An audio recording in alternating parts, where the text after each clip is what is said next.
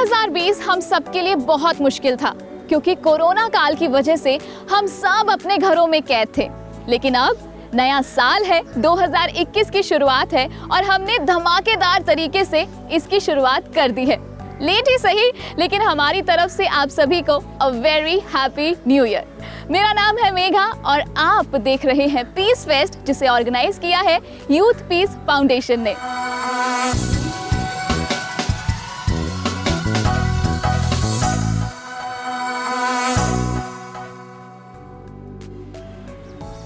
साल 2020 हम सभी के लिए नॉट सो गुड था क्योंकि इसमें बहुत सारी नेगेटिव चीजें हुई। जैसे हम घरों में बंद थे, बाहर नहीं जा पा रहे थे, नौकरी से हाथ धोना पड़ा तो कभी अपने चाहने वालों के साथ से। लेकिन इन सारी नेगेटिव चीजों के बीच में हम सभी ने मिलकर बहुत सारी पॉजिटिव चीजें भी सीखी हैं। फिर चाहे वो एकता हो, धैर्य हो या फिर किसी दूसरे की मदद करना हो। और अगर हम ह्यूमैनिटी की बात करें तो ऐसे में यूथ पीस फाउंडेशन कहाँ पीछे रह सकता है। लॉकडाउन और कोरोना काल के दौरान यूथ पीस फाउंडेशन ने भी बहुत बढ़िया इनिशिएटिव्स किए थे, बहुत लोगों की मदद की थी। यूथ पीस फाउंडेशन ने वर्ष 2020 में उत्पन्न हुई नई परिस्थितियों, चुनौतियों और अवसरों को बहुत ही सहजता से स्वीकार किया। यूथ पीस फाउंडेशन ने प्रशासन और पुलिस अधिकारियों की मदद से देश भर में कोविड-19 से बचने के लिए स्वास्थ्य एवं स्वच्छता के संदेश को लोगों में प्रसारित करने के साथ साथ लोगों को उच्च क्वालिटी वाले मास्क वितरित किए। यूथ पीस फाउंडेशन ने विभिन्न राज्यों के 30 शहरों में 50,000 से भी अधिक मास्क बांटे। इनमें राजस्थान, हरियाणा, चंडीगढ़, महाराष्ट्र, दिल्ली, हिमाचल प्रदेश, उत्तराखंड, जम्मू कश्मीर, छत्तीसगढ़ और गोवा शामिल है। कोरोना काल के समय जहां लोग बाहर नहीं आ जा सके, ऐसे में YPF ने सोशल मीडिया का बेहतर प्रयोग किया और कई संदेश भी प्रसारित किए। उन्हें ऐसे सरल तरीके से साझा किया और नई जानकारियां दी जिससे लोग वायरस से ग्रसित न हो। इसके अलावा यूथ पीस फाउंडेशन ने मानवता और शांति की संस्कृति को बढ़ावा देने के लिए वर्चुअल प्लेटफॉर्म्स का भी प्रयोग किया। इंटरनेशनल पीस डे पर यूथ पीस फाउंडेशन ने विभिन्न क्षेत्रों से आने वाले 10,000 से भी अधिक लोगों तक इस संदेश को पहुंचाया, जिसमें प्रोफेसर, टीचर, प्रशासक, विद्यार्थी और उनके परिवार शामिल हैं। वर्चुअल इवेंट की सफलता से प्रेरित होकर यूथ पीस फाउंडेशन ने वर्चुअल पीस वीक का आयोजन किया। इसमें देश के अनेक राज्यों महाराष्ट्र, हरियाणा, राजस्थान, गोवा, नई दिल्ली, वेस्ट बंगाल और उत्तर प्रदेश के 25 से भी अधिक संस्थानों के 1500 से भी अधिक लोगों ने भाग लिया। 9,000 से भी अधिक दर्शकों ने YouTube स्ट्रीम द्वारा मानवता और शांति के वर्चुअल महोत्सव में भाग लिया। मानसिक स्वास्थ्य जागरूक सप्ताह के दौरान 1200 से भी अधिक लोगों ने संपर्क किया। इनमें विद्यार्थियों, मल्टीनेशनल कंपनी के कर्मचारियों, बार एसोसिएशन के वकीलों के अलावा अन्य बहुत सारे लोग भी शामिल हुए। इन सब के अलावा यूथ पीस फाउंडेशन ने अब तक 56 वर्कशॉप आयोजित की हैं, जिनमें पूरे भारतवर्ष से 4,500 से भी अधिक लोग डिजिटल माध्यमों द्वारा वर्चुअली जुड़े। इस वर्कशॉप में टीम ने टाइमलेस टुडे संबंधी फीडबैक और सुझावों के लिए एक ओपन सेशन भी किया। YPF द्वारा की गई गतिविधियों को कई न्यूज मीडिया चैनल द्वारा भी दिखाया गया, जिनमें न्यूज इंडिया, नेशनल खबर, खबर न्यूज 24 आदि शामिल हैं। कई समाचार पत्रों द्वारा भी YPF की विभिन्न गतिविधियों को सराहा गया। यूथ पीस फाउंडेशन आज सेलिब्रेट कर रहा है यूथ डे। 12 जनवरी को स्वामी विवेकानंद जी का बर्थडे यानी कि यूथ डे। स्वामी विवेकानंद जी कहा करते थे कि आप अपने आप को जैसा समझते हैं आप वैसे बन जाते हैं। अगर आप खुद को ताकतवर समझते हैं तो आप ताकतवर होंगे। अगर आप खुद को कमजोर समझते हैं तो फिर आप कमजोर ही बन जाएंगे। उनका ये भी मानना था कि किसी भी देश के विकास के लिए उसकी यूथ का ताकतवर होना बहुत ज़्यादा ज़रूरी है। अगर युवा मेंटली और फिजिकली स्ट्रांग होगा तभी एक कंट्री विकास कर सकती है।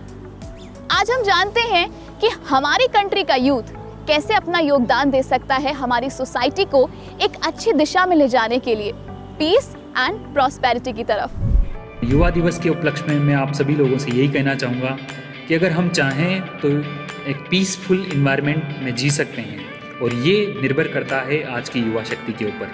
अगर युवा जिस डायरेक्शन में जाएंगे तो हमारा जो देश है, हमारा राष्ट्र, वो उसी डायरेक्शन में जाएगा, क्योंकि मेजॉरिटी जो है आज दुनिया में वो सबसे ज़्यादा यूथ की है।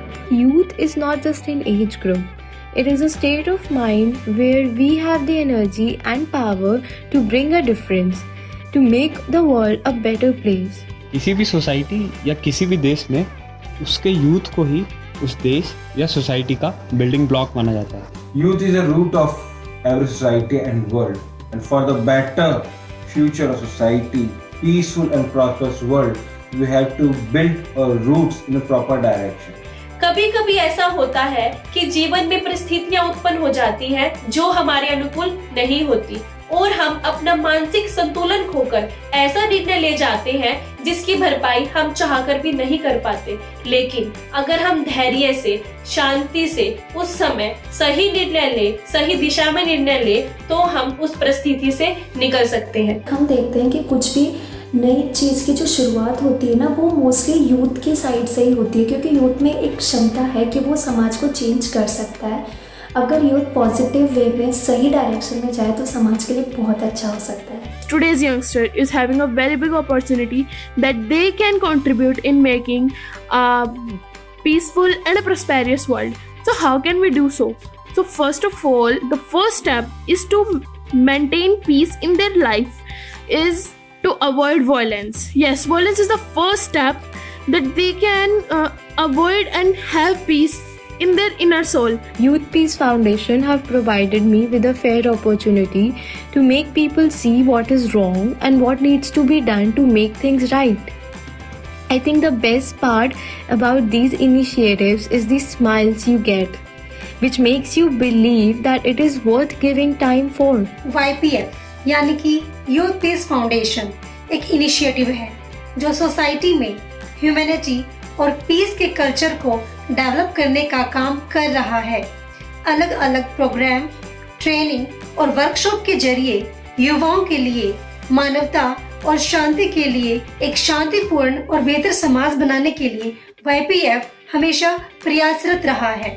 अगर हर इंडिविजुअल यूथ अपने जीवन में शांति स्थापित कर ले तो इस पूरे विश्व में ऑटोमेटिकली शांति स्थापित हो जाएगी। बहुत खूब। आपको पता है इंडिया की 50% से ज़्यादा की आबादी 25 साल से नीचे की है, और अगर ऐसी ही सोच हमारे देश में नहीं बल्कि अगर पूरी दुनिया में हो तो यूथ पूरी दुनिया को एक अच्छी दिशा की ओर लेकर जा सकता है।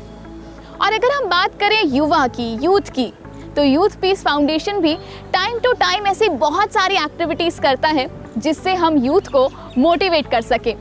फिर चाहे वो वर्चुअल इवेंट्स की बात करें या फिर दूसरे इवेंट्स, जिसका एक एग्जाम्पल आप अभी भी देख रहे हैं जिस तरीके से मैं आपसे बात कर रही हूँ। और इसमें बहुत बड़ा योगदान रहता है शांति दूत प्रेम रावत जी का भी, क्योंकि उनका संदेश जन जन तक पहुँचता है और पता लगता है कि शांति कितनी ज़रूरी है हम सब के लिए। यहाँ तक कि लॉकडाउन में भी शांति दूत प्रेम रावत जी ने एक स्पेशल सीरीज शुरू की थी जिसका नाम था लॉकडाउन विद प्रेम रावत। पिछले 5 दशकों से वो शांति का संदेश दे रहे हैं, क्योंकि वो भी जानते हैं कि जितनी जल्दी हम शांति का अनुभव करेंगे उतनी जल्दी हमारी जिंदगी सरल हो जाएगी। आइए नीटर चंडीगढ़ में भी उन्होंने क्या संदेश दिया था, देखते हैं। जब तक आपके जीवन के अंदर आपको कोई चीज़ महसूस नहीं होती है तो कोई कुछ भी कहे, जैसे किसी के घर के ऊपर या किसी की दुकान पे लिखा हुआ है बोर्ड कि ये डॉक्टर हैं, अब उसका क्या तुक हुआ। अगर आपकी बीमारी को वो दूर नहीं कर सके तो डॉक्टर लिखा हो या कुछ भी लिखा हो उससे फर्क क्या पड़ता है? अब बात आती है शांति की। अब जब शांति की लोग बात करते हैं तो सबसे पहला रिएक्शन लोगों का क्या है आप जानते हैं? संसार के अंदर असंभव, इम्पॉसिबल, हो नहीं सकती। और फिर उनकी लिस्ट है, इसलिए नहीं हो सकती। और मैं लोगों को समझाता हूं ये कि अशांति जो है इस संसार के अंदर पपीते ने तो फैलाई नहीं है, आम ने नहीं फैलाई है, लीची ने नहीं फैलाई है। किसने फैलाई है? इसको फैलाने वाला कौन है?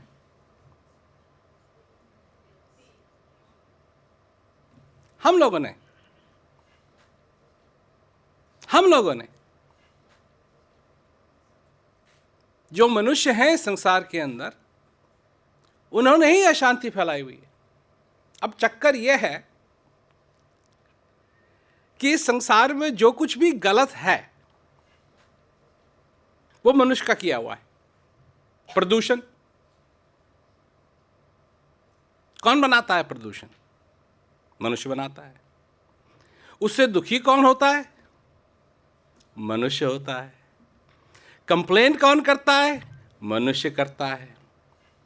और दोष किसको लगाता है?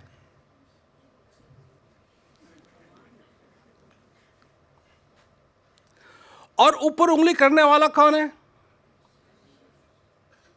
इस विश्व में अगर यूनिवर्स को देखा जाए, यूनिवर्स में कोई ऊपर नहीं है, कोई नीचे नहीं है, कोई लेफ्ट नहीं है, कोई राइट नहीं है। वो तो हो ही नहीं सकता। इसकी सीमा कहां है ये किसी को नहीं मालूम। जहां तक हम देख सकते हैं वो भी यूनिवर्स का एज नहीं है, वो भी खत्म नहीं है वहां, क्योंकि वो तो सिर्फ वो है जहां से अभी भी लाइट आ रही है, बस। तो मेरे कहने का मतलब यह है कि कर्ता मनुष्य है, दुखी भी मनुष्य ही होता है, उस दुख से निकलने की इच्छा भी मनुष्य की है। परंतु जितनी वो कोशिश कर रहा है उतना ही वो फंस रहा है, उतना ही वो फंस रहा है। विदेश में 6 लेन्स के हाईवे हैं, तो उनमें होता क्या है?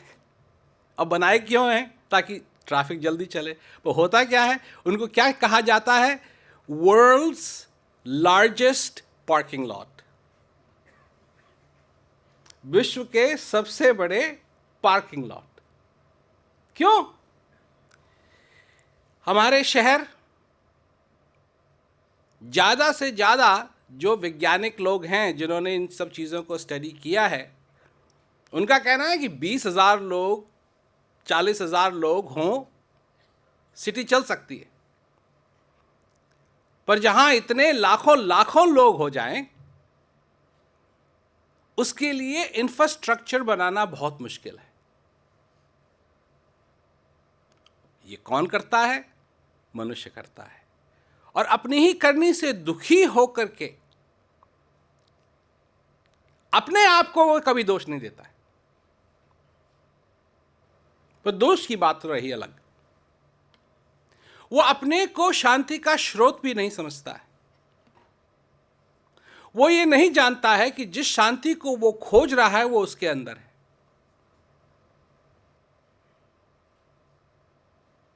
आप लोगों को गुस्सा आता है?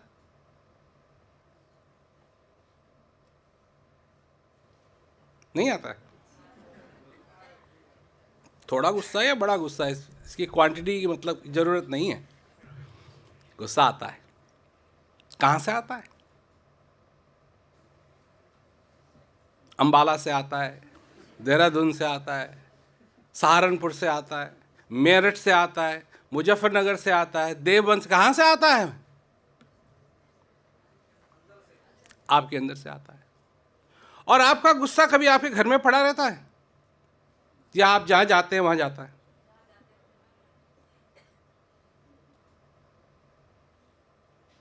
तो गुस्से को साथ लेके चलते हैं। और गुस्से में बात यह है कि जब आप गुस्सा हो गए तो उसके बाद जो आप महसूस करते हैं वो अच्छा महसूस नहीं करते हैं। और जब गुस्सा अपने पे ही जो अपने ही लोग हैं जब उन पे आता है, अपने बच्चों पे आता है, अपनी बीवी पे आता है, अपने पति पे आता है, तो और भी बुरा लगता है। और हो सकता है कि एक दो क्षण में हम ये भी प्रण लें कि हम अब ऐसा नहीं करेंगे, परंतु दूसरे दिन फिर वही रिकॉर्ड बजता है, चलता है। तो मैं आपसे एक बात कहना चाहूंगा, एक चीज है अंधेरा, एक चीज है उजाला। यह आप मानते हैं? एक चीज है अंधेरा, एक चीज है उजाला। अब मैं आपको कुछ कहना चाहता हूं, और जो मैं आपको कहना चाहता हूं आप जरा ध्यान से सुनिए, क्योंकि अगर आप इस बात को समझ जाएंगे तो आप अपने जीवन में बहुत सा परिवर्तन ला सकते हैं। और मैं जो कहना चाहता हूं वो ये कि उजाला जो है वो है, उजाला जो है वो है, परंतु अंधेरा जो है वो कुछ नहीं है, क्योंकि वो प्रकाश का अभाव है। Present absent.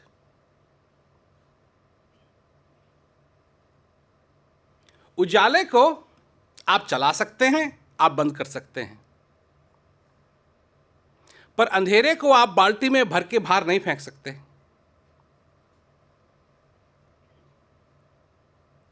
अंधेरे के साथ आप कुछ नहीं कर सकते।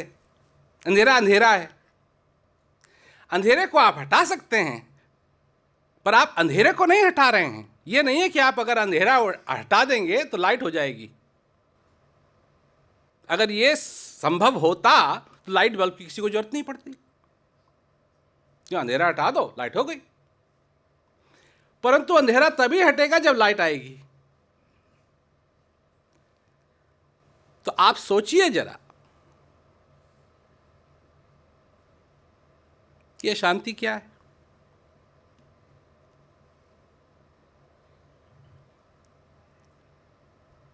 प्रेजेंट या एब्सेंस है, या किसी चीज का अभाव है?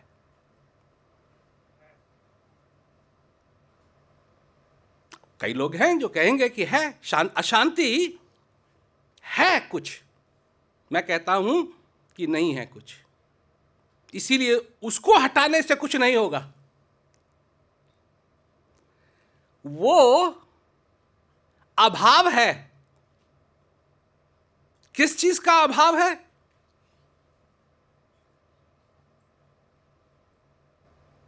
वो शांति का अभाव है।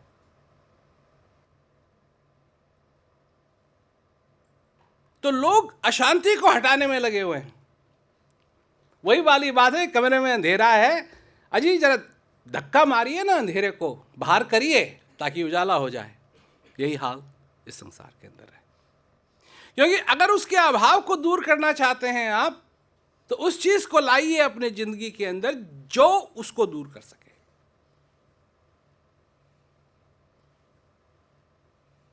आपकी दया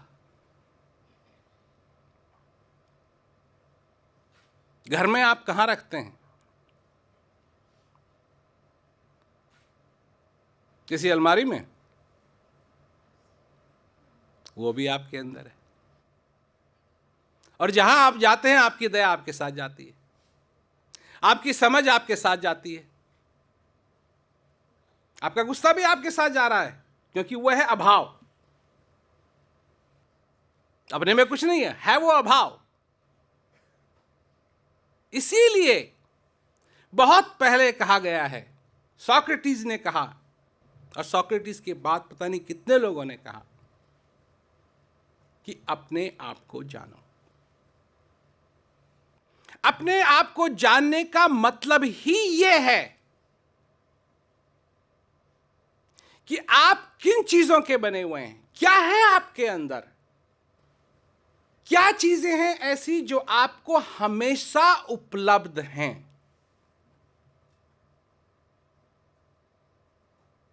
पर आज की दुनिया, दो शब्द तो मैं समझाने की कोशिश करूंगा इनको। एक है इफेक्टिव और एक है एफिशिएंट। अंग्रेजी के दो शब्द हैं ये, एक है इफेक्टिव, एक है एफिशिएंट। इफेक्टिव का मतलब है वो चीज जिसका परिणाम निकले, और एफिशिएंट वो चीज जो भी हम कार्य करते हैं वो उसको आसान बना दे, उसको सिंपल बना दे, उसको एफिशिएंट बना दे। जैसे आप एफिशिएंसी पे बहुत काम करते हैं। क्या काम करते हैं? आप अपने मकान में, अपने घर में टूथब्रश एक जगह रखते हैं। ये नहीं कभी लिविंग रूम में जा रहा है, कभी डाइनिंग रूम में जा रहा है, कभी कहीं जा रहा है, नहीं, ऐसी जगह रखते हैं। साबुन कहाँ रखते हैं? एक जगह रखते हैं, ताकि जैसे ही आप आए टक टक टक टक टक टक टक टक एफिशिएंटली, जल्दी, सिंपली काम हो जाए। कपड़े आपके एक जगह हैं, जुराब आपकी एक ड्रॉर में है, कार कहां पार्क करते हैं, कार की चाबी कहां रखते हैं। ये तो हुई एफिशिएंसी। परंतु इफेक्टिव क्या है? आपकी जिंदगी में इफेक्टिव क्या है? तो हम लगे हुए हैं सब के सब एफिशिएंसी, एफिशिएंसी, एफिशिएंसी। जैसे बड़ी बड़ी कंपनीज हैं जो बम बनाती हैं, मनुष्य को मारने का औजार बनाती हैं, और उनकी डेवलपमेंट क्या है कि जितने ज्यादा से ज्यादा लोगों को हम मार सकें उतना ही बढ़िया है। परंतु क्या वो टेक्नोलॉजी ये भी देखती है कि इफेक्टिव क्या है? क्या सिर्फ लोगों को मारने से ही लड़ाइयां खत्म होंगी? क्या यही मनुष्य करना चाहता है अपने जीवन में?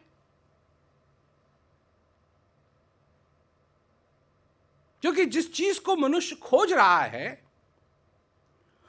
जिस चीज को मनुष्य खोज रहा है वो उसको मिलेगी नहीं।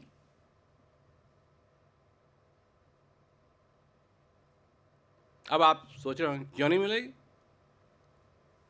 क्योंकि वो पहले ही उसके पास है।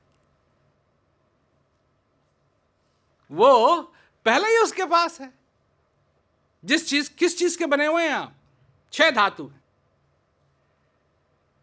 Oxygen, hydrogen, carbon, calcium, nitrogen and phosphorus. इन चीजों के हम बने हुए हैं। जो आपके बगल में बैठे हैं वो भी इन्हीं के बने हुए हैं, जो आपके पीछे बैठे हैं वो भी इन्हीं के बने हुए हैं, जो आपके आगे बैठे हैं वो भी इन्हीं के बने हुए हैं। मैं तो पूछता हूं लोगों से कि जब किसी बच्चे का जन्म होता है इस पृथ्वी पर, ये पृथ्वी भारी होती है या हल्की होती है? अगर किसी बच्चे का जन्म हुआ जो 7 पाउंड का इसका वजन है, तो क्या ये पृथ्वी 7 पाउंड भारी होगी? और कोई आदमी 200 पाउंड का मर गया तो ये क्या कहते हैं, पृथ्वी 200 पाउंड हल्की होगी?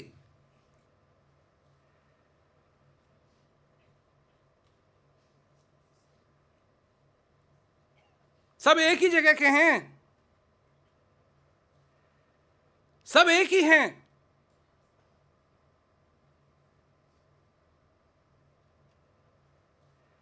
पर आपस में एक जैसे होकर रह नहीं सकते।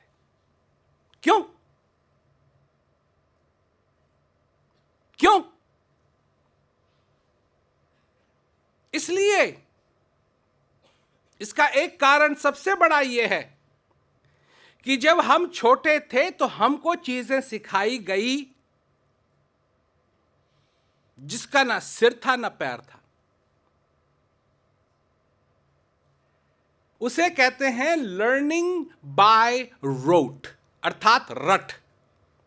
जैसे तोता रटता है, पॉली वांट अ क्रैकर। अब तोते को मालूम क्या है पॉली क्या होता है, तोते को क्या मालूम व्हीट क्या होता है जिससे क्रैकर बनता है।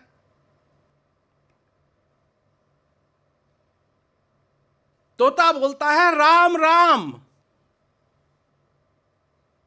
उसे क्या मालूम राम कौन है। तो सभी लोग लगे हुए हैं जो हमने रट मार के समझा हुआ है अपनी जिंदगी के अंदर, जिसका हमको कोई आभास नहीं है, जिसका हमको कोई एक्सपीरियंस नहीं है, कोई एहसास नहीं है। और जब तक हम उस चीज को अपने जीवन में उस चीज का एहसास नहीं करेंगे तब तक वो क्या है हमको कभी समझ में नहीं आएगा, कभी समझ में नहीं आएगा। तो मनुष्य दुखी होता है जो कुछ भी हो रहा है उसके जीवन में उसको देख करके, परंतु जो उसको दिया गया है उसको वो स्वीकार करने के लिए तैयार नहीं। अर्थात बत्ती जलाने के लिए तैयार नहीं, पर अंधेरे से उसको नफरत है।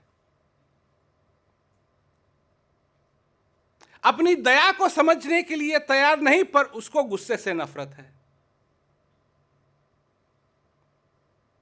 अपने अंदर जो प्रेम है उसको देखने के लिए मनुष्य तैयार नहीं, परंतु उसको द्वेष से नफरत है।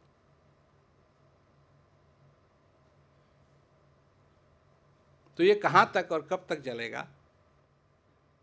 क्योंकि यही सारी चीजें हैं जो आज इस संसार में अशांति फैलाए हुए हैं, क्योंकि मनुष्य अपने आप को नहीं जानता है, ना उसका हृदय आभार से भरा हुआ है। क्योंकि अगर वो जानने लगे कि क्या उसको मिला है, the person will be excited, not sad, excited। ये नहीं पूछेगा हे भगवान तेने मेरे को क्यों बनाया, वो भगवान का धन्यवाद अदा करेगा कि तेने मेरे को ये मौका दिया। और ये जो आवाज है कानों के बीच वाली, कानों के बाहर वाली नहीं, कानों के बीच वाली, इसको रोकने की कौन कोशिश कर रहा है? ये जो दिन रात आदमी को परेशान कर रही है, इसको रोकने की कौन कोशिश कर रहा है? बाहर वाली को तो ईयर पर लगा के बंद किया जा सकता है, परंतु ये जो बीच वाली है इसको कौन सा ईयर पर लगाएंगे? ये तो अंदर से आ रही है। और ये क्या कह रही है? उसने ये कर दिया, उसने वो कर दिया, तेने ये नहीं किया, तेने वो नहीं किया, तेरा अच्छा कब होगा, तेरी लॉटरी कब आएगी, तो रईस कब बनेगा, तो ऐसा तेने ये करना चाहिए, तुझे ये करना चाहिए था, तुझे ये करना चाहिए, तू राजा कब बनेगा? क्योंकि माँ का समझाया हुआ है ना पहले से ही, ये मेरा बेटा राजा बेटा बड़ा होकर के राजा बनेगा। किस देश का राजा बनेगा? किस देश का राजा बनेगा तू? राजाओं से तो लोगों को नफरत होने लगी है, डिक्टेटरों से नफरत होने लगी है, और अब तो ये हो रहा है कि पॉलिटिशियन से भी नफरत होने लगी। किस देश का राजा बनेगा? हैं ही देश कितने और कितनी मां, मेरा राजा बेटा। राज करने के लिए तो इतनी जगह नहीं बची, पर राजा बेटा बनाने के लिए लगे हुए हैं। तू पढ़ लिख, कुछ बनेगा। तू क्या बनेगा? जो तुम हो उसको कोई नहीं दिखा रहा है। ये वही मिट्टी है, ये वही मिट्टी है जिसको आप धूल कहते हैं, परंतु ये वही मिट्टी आज बोल रही है, हंस रही है, और आपके लिए ये चमत्कार की बात नहीं। जब एक आर्टिस्ट वही मिट्टी लेकर के एक वाज बनाता है, एक सुराई बनाता है, उसको लोग देखने के लिए आते हैं, वाह वाह वाह क्या सुंदर चीज बनाई है। और यही मिट्टी बोल रही है, देख रही है, सुन रही है, नाच रही है, गा रही है, हंस रही है, और ये किसी के लिए चमत्कार नहीं।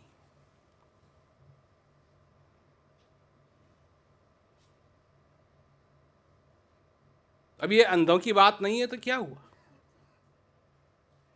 ये जग अंधा मैं कई समझाऊं, सभी बुलाना पेट का धंधा। भगवान ने अगर कोई गलती की तो ये की कि सर ऊपर रखा, पेट को ऊपर रखना चाहिए था। क्योंकि सर किसी काम का नहीं है, उसकी आंख है पर तो लोग देख नहीं रहे हैं, दिमाग है सोच नहीं रहे हैं, और क्या है?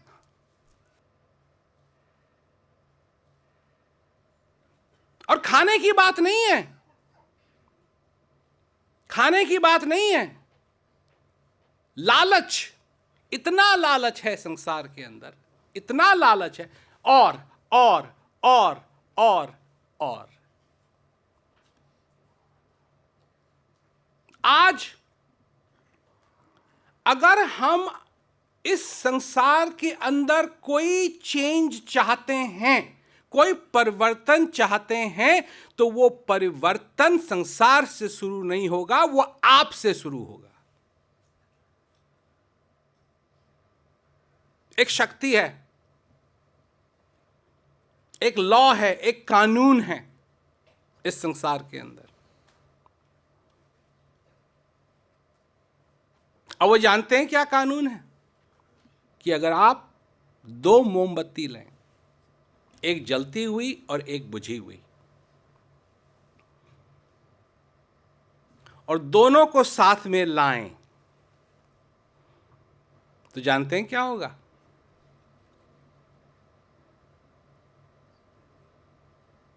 जानते हैं क्या होगा? जो जलती हुई मोमबत्ती है वो बुझी हुई मोमबत्ती को जला देगी।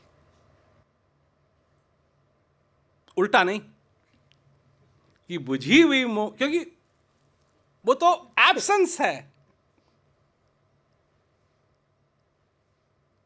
ये कानून कह रहा है कि absence does not influence the presence, but the presence influences the absence. तो जलती हुई मोमबत्ती बुझी हुई मोमबत्ती को जला देगी।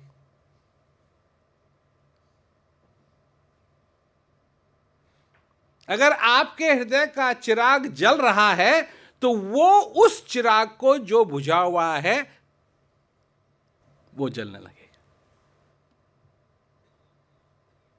और क्योंकि ये कानून नेचर का कानून है, प्रकृति का कानून है, ये सब लोगों के लिए आशा की बात है। अगर ये हुआ तो एक जलती हुई मोमबत्ती हजारों हजार बुझी हुई मोमबत्ती को जला सकती है। आप भी अपने जीवन में प्रकाश लाइए। कहीं से लाना नहीं है, उसको प्रकट होने दीजिए। वही वाली बात है कि जो आपके अंदर है उसको आप समझिए, और अपने जीवन के अंदर जो आपके हृदय के अंदर शांति बसी हुई है उसको एक्सपीरियंस कीजिए, उसका अनुभव कीजिए। और सिर्फ बातों की बात नहीं होनी चाहिए। ये नहीं है कि मैं कोई इंस्पिरेशनल स्पीकर हूँ, मैंने आया कहा लोगों को और सब लोगों ने कहा ये और फिर सब चले गए। उससे कुछ नहीं होता है। ये पॉजिटिव बात होनी चाहिए। आप समझें कि जिस चीज को आप खोज रहे हैं वो आपके अंदर है। तो प्रेम रावत जी का संदेश समझा आपने? मैं तो समझ गई। हम जिंदगी भर हर एक काम करना चाहते हैं, ये भी कर लें वो भी कर लें, लेकिन क्या वो काम हम सही तरीके से कर रहे हैं, इस चीज़ का हमें ध्यान ही नहीं रहता। तो आपको इफेक्टिव भी बनना है और एफिशिएंट भी बनना है। मैं तो यही समझी हूँ। इसी के साथ अभी वक्त हो गया है आपसे इजाज़त लेने का। लेकिन जाते जाते अगर आप यूथ पीस फाउंडेशन का हिस्सा बनना चाहते हैं, वॉलंटियर करना चाहते हैं, तो लॉग इन कीजिए www.youthpeacefoundation.com पर। और अगर आप प्रेम रावत जी के बारे में जानना चाहते हैं तो लॉग इन कर सकते हैं www.premrawat.com पर। अगर आप उनके शांति संदेश को सुनना चाहते हैं तो विजिट कीजिए उनके YouTube चैनल पर या अभी डाउनलोड कीजिए टाइमलेस टुडे की ऐप। इसी के साथ साथ अब मैं आपसे लेती हूँ इजाजत। अपना ध्यान रखिए, मास्क पहन कर रखिए। नमस्कार।